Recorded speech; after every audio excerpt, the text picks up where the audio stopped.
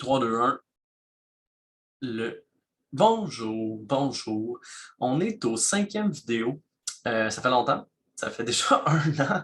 Et nous revoilà. Puis là, il y a quelqu'un qui est là, qui nous écoute et qui peut nous poser des questions. Un de mes amis du Jiu-Jitsu. Et ça m'a donné la motivation de recommencer. Et là, nous sommes, en fait, finalement, c'est le vidéo le plus important pour l'instant. C'est de loin ce qu'on pouvait attendre en écoutant les 3, 4 premières vidéos. C'est la deuxième partie du chapitre stratégie. Et là, c'était quoi le chapitre stratégie? C'était avoir une approche logique, organisée et stratégique pour résoudre les problèmes mentaux. Et là, on avait injecté de la logique. Injecter de la logique, c'était le dernier vidéo. Hein. C'était une stratégie à court terme qui permettait de contenir les problèmes mentaux pendant qu'on est en action et faire un pas en avant pour les résoudre. Ça, en MMA, en Jiu-Jitsu, c'est un classique. Ton coach te dit Come on! Puis là, toi, le come on, ça te met dans le A-game, ça te focus, ça te redonne de l'énergie et ça marche. Il a injecté de la logique, mais évidemment, ce command-là a fade avec le temps, hein, dans 2 minutes, même dans 30 secondes. C'est pour ça qu'il crie sans arrêt Command, command, command, command. C'était un peu ça, injecter de la logique. Et vous pouvez vous dire des choses comme je suis le meilleur, je suis le meilleur, je suis le meilleur. Peu importe, hein, tout est bon tant que ça marche pour vous. Ça, c'est injecter de la logique. Mais le problème, c'est que c'est éphémère, donc ça part avec le temps et ça ne règle pas le problème mental. C'est un peu comme un baume sur une plaie, mais vous n'avez pas guéri la plaie. Et là, aujourd'hui, la vidéo, c'est sur la résolution. Donc ça, c'est une stratégie à long terme pour corriger les fautes logiques qui causent les problèmes mentaux dans notre sport. Finalement, vraiment aller à la source et corriger le problème mental. N'est-ce pas merveilleux? Donc, deux choses. Ben, la résolution, c'est la solution aux problèmes mentaux. Tout simplement, la vraie de vraie qui le règle pour toujours, en tout cas qui le règle pour un temps assez long peut-être, au moins qui le règle. Et ben, les symptômes ou les réactions qui sont dues à l'ancien problème mentaux ne vont plus apparaître après la résolution. C'est donc, avant, quand certaines choses arrivaient, vous réagissiez de cette façon-là, de façon instinctive, un gros réflexe. Et là, ça n'arrive plus. On dirait que vous avez changé. Donc, c'est vraiment ça la résolution. Évidemment, c'est ce qu'on vise. Vous allez voir, c'est peut-être un peu plus compliqué que l'injecter de la logique. C'est pour ça que les deux sont bons.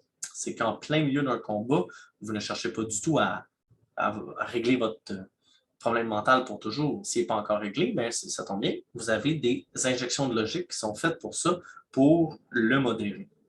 Donc, à quoi ça sert la résolution?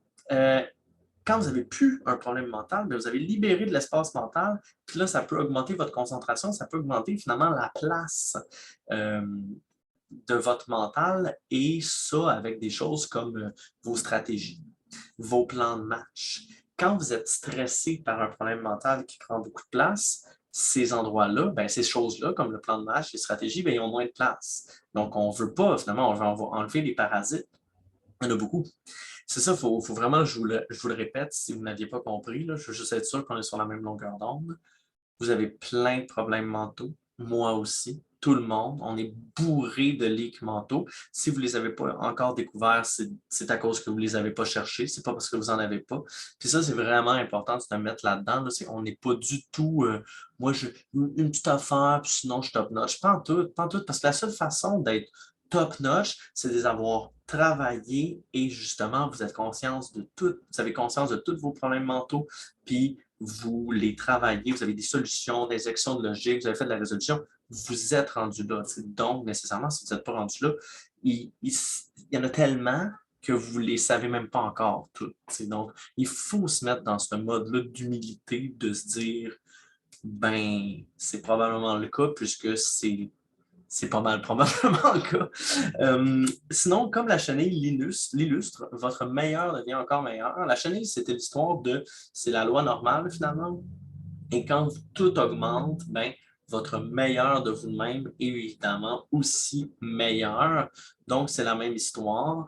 Si vous étiez meilleur, votre top, votre A-game, la meilleure game que vous aviez, était là avec un problème mental non résolu, ben, quand vous l'avez résolu, c'est nécessairement certain que votre meilleur gain est quand même meilleur. Donc, ça peut être pratique de se dire, c'est pas juste pour éviter le B game ou le C game, hein, finalement, votre état mental moins bon, c'est parce que même votre meilleur état mental va être encore plus haut. Donc, ça vaut le coup de faire des résolutions de problèmes mentaux. Comment qu'on fait ça? Quand je dis problème mental, c'est peut-être un peu fort, mais je vais vous donner des exemples plus tard, mais tout simplement des choses que vous avez de la misère à résoudre, des choses qui viennent vous affecter mentalement par rapport à votre sport, c'est tous des problèmes mentaux. Très petits, hein, un problème mental, le mot est fort là, parce qu'on a l'impression, bon, il y a des problèmes mentaux, mais vraiment, c'est pas long que ça devient un problème mental. On parle de l'historique mental. Donc là, ça, c'est très important. Hein. C'est un peu comme si on disait au Jiu-Jitsu de se faire un cahier de prise. Hein. Mais là, c'est un cahier d'historique mental. Vous allez à votre cours de Jiu-Jitsu, tout se passe comme il est, vous avez peut-être 5-6 combats, puis vous arrivez chez vous et vous notez votre état mental dans chacun des combats avec le plus de détails possible et les autres journées, vous faites ça tout le temps. Vous faites ça aussi et évidemment, surtout quand vous avez des compétitions, vous vous mettez dans les modes de compétition au Jiu-Jitsu. Je vais partir debout avec cette personne-là. Je vais lui dire, OK, là, on fait un combat competition mode, puis le but, c'est de faire le plus de points de gagner, puis on met des timers. Dans ces scénarios-là, avez-vous des changements mentaux, tout ça, là? On veut tout checker ça le plus possible et c'est vraiment une job de le faire chaque fois que vous revenez chez vous. C'est un journal sur votre historique mental. Évidemment, pour l'instant, on n'a pas encore assez d'outils. Bien, on en a, là, vous pouvez commencer tout de suite, mais je vais vous en donner de plus en plus avec les vidéos. Il y a 5 choses à faire pour faire une résolution avec votre historique mental. Vous décrivez le problème. Un jour, vous voyez qu'un problème, puis vous devez le décrire. Première chose. Comme vous le pensez. Deuxième chose, c'est qu'est-ce qu'il y a de logique qui peut expliquer qu'on réagit ou qu'on pense ou qu'on sente de la sorte. Donc, c'est quoi qui est logique qui fait que c'est comme, dans ma tête, c'est normal, ce problème-là, ou ça a le lieu d'être. Troisième chose, pourquoi cette logique présente-t-elle des défauts? Parce que finalement, c'est pas super hot d'avoir un problème mental. Cette logique-là, elle doit être un peu douteuse. On veut se poser la question. Et finalement, quelle est la bonne façon de gérer cette situation-là et pourquoi cette correction, donc la façon de le gérer, est-elle bonne? Vous voyez que c'est quand même assez... c'est du creusage de tête, mais des fois, le problème mental est tellement grave que faire ça, ça vaut de l'or. N'oubliez pas, hein, Fedor, notre beau Fedor, il s'est fait demander qu'est-ce qui est le plus important, le physique ou le mental? Puis il a dit, ben, c'est 100% mental, le MMA. Ah! Quand même, hein. Moi, j'ai été surpris. Je pensais qu'elle allait faire un petit peu, un petit 90-10. Premier truc, décrivez le problème. Donc, vous écrivez ce que vous diriez pour décrire le problème mental. Par exemple, lorsque je commence un combat contre quelqu'un de meilleur que moi, j'ai l'impression d'avoir déjà perdu. Je n'ai pas pris les exemples au hasard. Donc, ça, c'est un syndrome au jiu-jitsu commun. Hein. Vous vous battez contre votre professeur que vous aimez, qui vous bat tout le temps, qui est bien fin, puis que, en plus, vous ne voulez pas vraiment battre non plus devant tout le monde. Ce serait une chose que vous n'aimeriez pas vraiment, vous ne savez pas comment il va réagir, puis automatiquement, vous allez perdre le combat dans votre tête et voilà. C'est impossible que vous le battiez. Il y a beaucoup trop de choses mentalement qui vous fait que ah, je vais me battre avec mon prof, puis je vais perdre. T'sais. Fait qu'il y en a beaucoup qui restent là-dedans.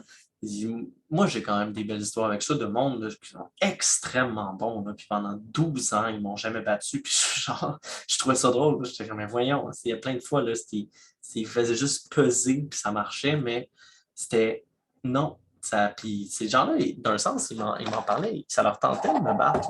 C'est juste que il réussissait pas, puis je me disais vraiment genre, comment ça qu'il peut pas? Ouais, il était aussi bon. Là, mais non. Fait que ça peut être un problème mental, évidemment. J'ai pris le même problème mental pour les autres questions. Deuxième question. Qu'y a-t-il de logique pouvant expliquer que vous réagissez, pensez ou que vous vous sentez de la sorte? Donc, pourquoi quand je commence un combat avec quelqu'un meilleur que moi, j'ai l'impression d'avoir déjà perdu? Petit exemple, je ne veux pas manquer de contrôle. Okay, dans la vie, cette personne-là, elle n'aime pas ça manquer de contrôle, puis elle se fait battre. Ça, elle n'aime pas ça. T'sais. Normalement, elle voudrait gagner. Donc, si au moins elle prédit sa défaite, elle se dit, oh non, mais je vais perdre, là, ben, ça donne un peu plus un sentiment de contrôle. Et donc, si cette personne dirait, ah, faut que je gagne, puis là, être tout le temps en train de perdre, ça serait plus grave sur son affect. Donc, ça pourrait être une raison, par exemple. C'est peut-être pas la seule raison, hein. Comme je viens de vous dire, j'ai donné une autre raison, mais ça pourrait être une raison. Le manque de contrôle, puis en prédisant sa défaite, cette personne-là est genre, ouh, j'avais raison, j'ai perdu. Ouais, mais c'est pas très, très bon pour le jiu-jitsu.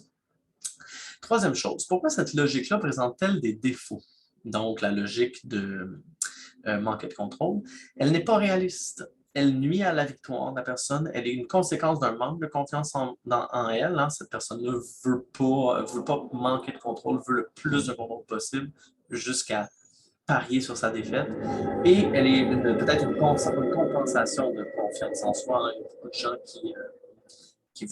qui ont une surconfiance en eux, mais c'est parce qu'ils ont un manque de confiance en eux qu'ils compensent. Donc, évidemment, c'est des exemples, hein. Ça pourrait être une logique à ce comportement-là. Quelle est la bonne façon de gérer la situation? Donc, chaque combat est un nouveau début, hein. Ce n'est jamais la suite d'un passé. Oui, les deux combattants apprennent des choses sur les autres, mais on est quand même à une nouvelle journée. Tout est possible. Il n'est pas la marque des combats suivants, donc c'est pas parce que tu perds aujourd'hui que tu devrais plus perdre demain, hein. Encore une fois, le présent est le présent, le passé est le passé, le futur est le futur. C'est pas comme un compte de banque accumulé, hein. C'est pas parce que tu as 100 $ aujourd'hui. Ben oui, c'est parce que tu as 100 $ aujourd'hui que tu es plus près d'avoir 200 $ demain, mais c'est pas parce que tu gagnes un combat aujourd'hui que tu es plus près d'en gagner un deuxième demain. C'est ça. Donc, c'est très important de garder ça en tête. Et ça, moi, je trouve ça, c'est vraiment très, très, très lié au Jiu-Jitsu. Donc, on doit donc travailler à se détacher de notre émotion accumulée. Là, ça, c'est très important. L'émotion accumulée, on va la voir un petit peu à la fin du vidéo, mais beaucoup plus à l'autre vidéo. L'émotion accumulée, c'est que les émotions, ils ne sont pas gérés seuls. Ils vont se gérer quand vous les gérez. Et souvent, par exemple, je me bats avec un dénommé Philippe, on va prendre quelqu'un qui n'existe pas, hein, puis qui me bat la majorité du temps. Ben là, moi, j'ai une émotion de. Ben là, moi, j'ai pas vraiment une émotion de frustration. Peut-être au début, j'en avais un petit peu. Là, je me suis évidemment plus habitué. Mais tout ça, c'est une émotion accumulée qui pourrait être gérée. Parce que vraiment, le prochain combat contre Philippe, je pourrais le gagner, mais si je me couche sur mon émotion accumulée, ben elle me blinde, elle m'aveugle les yeux complètement. C'est juste pas vrai, c'est juste pour peut-être me complaire, hein. C'est une émotion accumulée qui n'est pas gérée. On veut les gérer pour justement arriver à une nouvelle journée. Euh, Pourquoi cette correction est-elle juste? Donc, pourquoi, euh, pourquoi ma correction est bonne? Ce que je contrôle dans un combat, c'est les mouvements. C'est la seule chose, c'est mon corps et un peu les mouvements de l'adversaire, évidemment. Tu ne contrôles pas le résultat, donc ce serait utopique de me prendre pour un devin de la fin du combat, tant du côté de la victoire que du côté de la défaite. Donc, c'est pour ça qu'elle est juste, parce que de toute façon, de tout ce qu'on parle depuis le début, c'est quelqu'un qui se prétendrait devin, puis il l'est parce qu'il ne fout rien, puis il se fait battre. Mais il ne fait peut-être pas rien, mais quand même, dans sa tête, c'est clair l'issue du combat et c'est un peu prétentieux, justement. On ne sait jamais, hein, normalement, là, des gens, justement, qui n'ont pas ces geeks mentaux-là, qui les empêchent de gagner contre quelqu'un dû au mental, ben, il y a toujours un petit lucky shot à un moment donné. Là, vous faites 300-400 combats contre quelqu'un, là, puis vous êtes quand même relativement solide. Là. Vous allez finir par l'avoir au moins une fois. Là. Donc, ça dépend. Si vous êtes dans un geek mental comme ça se peut très bien que non, que vous ne l'ayez jamais. Il y a 3 autres stratégies supplémentaires par rapport. Là, on avait nos 5 choses, nos 5 grosses questions à se poser, nos 5 choses à écrire, hein, avec notre historique mental quand on a un problème mental qu'on croit qui est important pour nous, hein. C'est sûr que moi, je vais commencer par en écrire un, hein, prenez votre pire nécessairement. Si vous ne les écrivez pas, au moins vous allez les savoir. Vous pouvez écouter la vidéo. Stratégie supplémentaire, donc suivre sa progression. Comme un programme d'entraînement, là, le leak mental était très, très, très, très, très fort, hein. Fait que là, vous avez écrit tout ça, bien, vous l'updatez à chaque semaine, à chaque compétition. Vous voyez, il y en est où? Il y en est où? Y en a-t-il un nouveau qui prend sa place? Hein? Des fois, notre mental se trouve des nouveaux amis. Donc, vous suivez sa progression comme la peste, hein? Comme un programme d'entraînement 2-3 fois semaine. Il faut des journaux. Vous trouvez un journal, c'est votre journal de leaks mentaux et vous checkez ça. Vous checkez ça, c'est très important. En fait, ce qui est vraiment hot avec ça, pour les athlètes professionnels, ou en tout cas ceux qui s'entraînent vraiment à un niveau difficile pour leur corps, c'est que ça augmente énormément votre performance, puis ça ne vous coûte rien en physique. Donc, vous ne dépensez pas une seconde au gym de plus et vous augmentez votre performance clairement, peut-être de 2 fois plus, ou même plus encore. Vous écrivez. Donc oui, il va falloir sortir les crayons. On ne suit pas sa progression dans notre tête. On ne fait pas comme Ah oui, je me souviens, non, vous vous souvenez de rien. Vous écrivez tout. Vous restez à jour comme un programme d'entraînement. Toutes les choses sont marquées le plus possible et vous gardez une attention très importante sur votre émotion accumulée. Si vous avez une émotion, l'émotion accumulée, c'est comme j'ai dit tantôt, ça peut être plus précis là, sur telle personne, tel minding, mais ça peut être aussi complètement par rapport à votre sport. Hein. Il y a des gens qui détestent leur sport, puis c'est des professionnels. Ils ont une émotion accumulée monstrueuse, très négative nécessairement, mais là, il n'y a aucun doute, il faut la gérer. Mais il y a d'autres choses aussi. Il y a du monde trop fan. Ah, c'est tellement hot, c'est tellement hot, c'est tellement hot, c'est tellement hot. Puis, ça coupe leur performance parce qu'ils sont beaucoup trop dans l'espèce de ultra plaisir où tout n'est pas grave et tout est le fun. C'est des genres d'émotions. Il y a plein d'autres émotions, là. Et souvent, la vôtre, on a des émotions accumulées, plus accumulées que d'autres et on essaie de les spotter parce que c'est eux qui vont venir un peu nous hanter dans les moments difficiles. Euh, Quoi faire exactement justement pour la résolution? Là, il y a 7 points encore, j'en rajoute d'autres façons de penser. Donc, ce qu'il faut savoir tout de suite, c'est que l'émotion accumulée est un réel risque. Quand c'est vraiment une bombe à retardement, elle grossit, elle grossit, elle grossit, puis à un moment donné où vous en attendez le moins, elle frappe. Et souvent, quand vous en attendez le moins, c'est dans les moments les plus difficiles, donc votre compétition. C'est c'est un méchant bon moment. Et oui, il faut faire un historique mental. Je vais peut-être me répéter un peu là-dedans. Faire un historique mental pour chaque problème mental. Hein. Évidemment, c'est mieux que vous preniez vos plus gros au début, mais si vous faites le tour de tout, vous allez devenir un Zen Master qui peut gérer à peu près toutes les situations parce que vous vous êtes entraîné et vous l'avez écrit. Troisième chose, efforcez-vous de construire une capacité de reconnaissance de votre schéma. Ça pourrait être le premier point. Hein? Êtes-vous capable? C'est ça qui est bizarre au début avec le coaching mental, c'est que je vous dis, trouve tous tes problèmes mentaux. Vous êtes genre, ben, je pense que j'en ai pas. C'est pas parce que vous n'en avez pas, c'est que vous ne les trouvez pas encore. Fait que c'est ça. Il faut essayer de se trouver une façon de reconnaître les schémas. J'en ai parlé dans d'autres vidéos.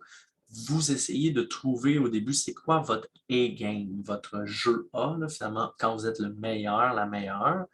Puis là, vous l'écrivez sur votre A-game. Je suis comme ça, je pense à ça, c'est le même, nana. Là, ça, c'est parfait parce que ça vous aide à remarquer quand vous n'êtes pas dans votre A-game et donc à trouver des schémas mentaux moins bons, ceux qui ne sont pas quand vous êtes dans votre A-game. Ça, c'est assez important. Si vous n'êtes pas un radar très bon, ben, vous allez passer à côté des leaks mentaux.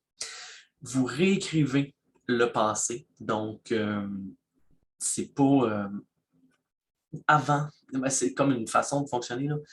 Vous avez écrit le passé parce que vous avez noté ce qui s'est passé, et là, vous le réécrivez, donc vous repartez la prochaine fois que ça m'arrive. Exemple, je me bats avec quelqu'un de meilleur que moi, puis j'ai tout de suite le sentiment que je vais perdre. La prochaine fois que je me bats avec quelqu'un qui est meilleur que moi, au lieu d'avoir le sentiment de perdre, je vais m'injecter de la logique comme ça va peut-être me mener à ça ou ça. Je vais réinjecter de la logique, puis je vais être correct pour tout le combat. Et après ça, ben, ça va m'aider à faire une résolution. Si vous comprenez, là, vous avez un plan pour la même situation que vous venez d'écrire. Donc, vous réécrivez le passé. Vous écrivez à propos de ce que ces vieux souvenirs vous ont appris. Donc, les vieux souvenirs c'est un peu comme réécrire le pourquoi c'est pas bon. C'est pour qu'est-ce que ça faisait. C'est comme cette personne n'était pas si bonne que ça, j'étais supposé la battre, puis j'étais pas capable de la battre, parce qu'à chaque fois que je commençais le combat, je tombais dans le mood, ben, elle va me battre, elle me bat tout le temps. Tu sais. Et ça m'a appris bon, que c'est pas bon de faire ça, parce qu'évidemment, si, justement en compétition, là, c'est la meilleure histoire, là, vous faites une compétition contre un gars, il vous bat. Vous faites une compétition contre le même gars, 3 mois plus tard, il vous rebat. Ben, le prochain 3 mois, là, vous êtes conditionné à mort pour qu'il vous rebatte parce que vous n'avez pas réussi encore. T'sais. Pourquoi vous réussiriez maintenant? Parce que c'est possible, mais on a vraiment tendance à se rentrer là-dedans. Si vous êtes critique vis-à-vis de vos échecs passés, erreurs ou autres, c'est un tilt d'erreur. OK. Fait que là, on tombe dans un petit vocabulaire de poker que je vais garder tout le long. C'est le mot tilt. OK? Et tilter, ça s'appelait on pourrait dire que c'est comme switcher. Vous devenez un peu voyez noir, vous devenez fou. En fait, vous n'êtes pas dans votre A-game, mais ça vous a sorti très, très vite. C'est ça l'histoire. Tout allait bien et vous venez de tilter. Donc là, vous êtes passé de A à C assez rapidement. Vous étiez zen, vous n'êtes plus zen. Tous les parasites mentaux maintenant vous rentrent dans la tête, vous venez de tilter. Et il y a plusieurs sortes de tilt, dont le tilt d'erreur. Et le tilt d'erreur, c'est que quand vous faites des erreurs, vous les remarquez, puis ça vous fait chier, puis vous tiltez.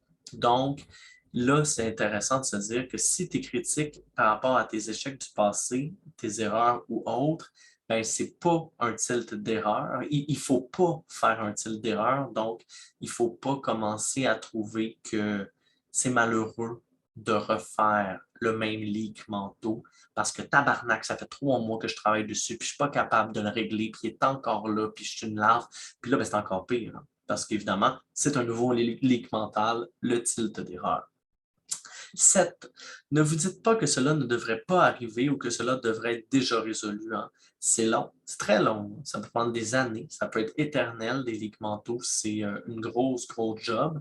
Les plus durs peut-être vont être plus longs. Sinon, peut-être que c'est le nombre, le fait de toutes les éclairer, ça va être plus long. Et des fois, finalement, vous êtes super bon, vous les gérez. Et il y en a toujours des nouveaux qui sont là. Wouh! What's up, les leaks mentaux? Merci. Donc, ne vous inquiétez pas, vous en avez plein, vous allez en avoir moins, puis c'est merveilleux. Je vais donner des chiffres de supposition, là, mais ça va vous donner un peu le niveau. Là. Les gens, ils font plein d'erreurs mentales, une tonne. Quelqu'un qui n'a pas de coach mental, qui n'est pas du tout informé sur le mental, on va dire qu'il va faire entre 80 et 100% des erreurs mentaux qu'il pourrait faire. Si vous avez un coach mental et tout, vous allez peut-être descendre ça à 50, 60% des erreurs mentales que vous pouvez faire, mais ou peut-être à 20, ou peut-être à 30, mais vous n'êtes jamais le Zen Master. Oui, on veut s'y rendre, mais on n'est vraiment pas rendu là. En plus, au début, c'est vraiment funny parce qu'on ignore nos problèmes mentaux, on a l'impression qu'on n'en a pas. T'sais. Donc, vraiment, ne soyez pas trop sévère face à vous. Là, justement, hein, c'est parce que des fois, on commence à mettre le nez dedans, on est chien contre nous-mêmes, on est comme tabarnak, j'en ai en esti. Ben, t'en avais avant, c'est juste que tu remarquais pas, tu sais. Fait que ne vous inquiétez pas. Souvent, en MMA, en Jiu-Jitsu, c'est très mal vu, hein. On se traite toutes de petites larves. C'est un monde de tough. C'est pas du tout un monde qui font justement une introspection émotionnelle pour gérer tout ça, là. Donc, c'est encore une autre raison pourquoi c'est très payant de le faire, parce que vous n'êtes pas comme au golf. Tu sais, au golf, le monde font ça, là, le monde sont rendus là, c'est le niveau est là. Tu sais. Ouais, mais je pense que j'ai entendu 3 témoignages de monde qui ont des coachs mentaux, là, tu sais, ou en tout cas qui prennent ça au sérieux parce qu'ils ont compris le point. Tu sais. Et finalement, le dernier, c'est d'aborder toutes les parties du problème. Hein. Donc, quand vous avez trouvé votre leak mentaux par excellence que vous voulez régler, vous prenez le taureau par les cornes, hein, tous les côtés. C'est pas pour rien noter les choses, faire de la rétroaction. C'est sans arrêt. Il y a un 9e point. Bien que les problèmes soient différents, vous pouvez utiliser n'importe laquelle de ces étapes pour résoudre le problème de tilt de désespoir. Donc, ça, le tilt de désespoir, c'est une petite fin parce que le tilt de désespoir, c'est le pire au poker, mais quand même, en MMA, ce que ça signifie le tilt de désespoir, n'oubliez pas, tilt, c'est quand vous sortez de votre A-game. Et là, c'est à cause de votre vie. C'est le pire tilt, finalement, c'est le tilt le plus dark, le tilt de désespoir, c'est tout à cause de votre vie. C'est comme vraiment à cause que vous n'êtes pas heureux. Vous arrivez à un moment donné que vous regardez dans la situation où vous êtes, puis vous faites juste comme je m'en crisse. Comme c'est totalement un désespoir total qui vient vous frapper. Puis là, après ça, plus rien compte. Vous terminez votre combat, vous avez perdu, vous en allez chez nous. Ou même, il y en a qui gagnent. Hein. Il y a des gens qui gagnent, là, ils s'en foutent. Ils veulent plus juste être là. C'est pas la vie qu'ils veulent. Mais tu sais, peut-être, c'est juste que là, présentement, ils sont dans un désespoir absolument gigantesque. Puis, celui-là, évidemment, il n'est pas cool, non seulement parce que ça ne t'aide pas à performer, mais évidemment, c'est très dépressif. Hein. C'est comme le. C'est pas fameux. Ben, ça montre qu'il faut travailler là-dessus. C'est un peu comme c'est quand la dépression vient frapper sur la performance. C'est pas nécessairement de la dépression, c'est plus aussi du dégoût là, par rapport au mode de vie qu'on vit. Nécessairement, hein, du monde bien endetté qui font du MMA pour sortir des dettes, là. Ouf, ça doit pas être hot. C'est tout. C'est déjà tout. T'as-tu des questions? Euh, ben écoute, Gabriel, dans le fond, je veux te parler, là. Mettons, qu'est-ce que tu penserais dans un cas, par exemple, où quelqu'un deviendrait, mettons, il s'inscrit à un tournoi, puis chaque fois qu'il voit que quelqu'un s'ajoute à sa division, imagine que cette personne-là est super bon. Mhm. Oui, clairement. Là, justement, on pourrait dire, ça c'est un leak mental. Il y a les deux. Là, la question, c'était quelqu'un te rajoute à ta division, tu étais comme, vous étiez quatre, tu connais trois autres, puis tu sais à peu près, tu t'es battu contre, tu allais les stalker, ça va bien aller. Puis là, il y a la cinquième personne qui se rajoute, tu la connais pas du tout, c'est comme un fantôme. Puis là, justement, il y aurait deux syndromes. Hein. Ce qu'on veut toujours, nous, c'est être pas tiré par les pôles. Fait que là, les deux pôles, c'est cette personne-là, elle doit être fucking bonne, nanana, nanana, on la connaît pas. Nous. Ou je la connais pas, elle doit être à chier. Moi, je connais tout le monde qui est bon. T'sais. Fait que là, on a les deux pôles, puis là, ben, justement, le truc, c'est de savoir dans cette situation-là, c'est quel le pôle qui me tire? Ça veut dire que tu as plus une tendance mentale à aller vers là. Donc, là, dans ton exemple, c'est s'imaginer que la personne est super bonne. C'est faux. On ne sait pas. On ne sait pas. Elle devrait théoriquement être moyenne comme tout le monde. Les chances qu'elle soit super bonne sont là. Les chances que ce soit super poche sont là. On va lui donner le bénéfice du doute moyen. Puis, justement, on va se poser la question de pourquoi j'ai cette tendance-là irréaliste à toujours la mettre dans le point super bon. T'sais. Fait que, et en effet, c'est nécessairement une tendance que on ne veut pas nécessairement avoir, mais on veut faire de l'introspection par rapport à ça. Fait que là, ça veut souvent dire qu'on surcompense, qu'on surévalue les gens. Euh, Puis la sous-évaluation n'est pas mieux, mais là, au moins, on commence à comprendre, ah, tu es dans la surévaluation dans ce cas-ci. Dans d'autres cas, tu étais dans la sous-évaluation, mais plus souvent, tu sais. Puis ça peut changer, hein. Tu sais, moi, je me trouve funny avec Philippe, là, parce qu'évidemment, c'est un cas réaliste. Hein. Comme Philippe me bat, puis je me dis vraiment comme. Il me semble qu'il serait supposé moins me battre que ça, genre. Mais pas vraiment, parce qu'à chaque fois que je commence un combat, je suis comme, ah, je vais pas perdre, ça va pas être nul ou pire, tu sais. Mais avant, mettons, avant Outros Caras Jiu-Jitsu, je m'entraînais beaucoup plus, puis j'étais beaucoup plus comme dans le mode compétition, tout ça. Là, j'étais bien moins dans la surévaluation. J'étais dans la sous-évaluation. Je me battais contre des gars qui me battent tout le temps, puis je me disais, non, non, là, je le bats, ça va marcher, je vais le battre plein de fois, deux, trois fois, let's go. Puis évidemment, c'était aussi irréaliste, mais ça peut bouger avec le temps. C'est ça qui est bien important avec les leaks mentaux. Le temps porte conseil. En fait, le temps va probablement les changer, mais peut-être dans 10 ans, peut-être dans 5 ans, et nous, on ne veut pas se faire mener par le temps et la vie. On veut le faire nous-mêmes, puis les réduire et reprendre le contrôle de notre mental le plus vite possible quand ça vient cogner à la porte. D'autres questions? OK, je vais arrêter le vidéo, mais on se rejase. Je reste là. Vous reviendrez à la semaine prochaine. Fait que toujours un zoom de qualité et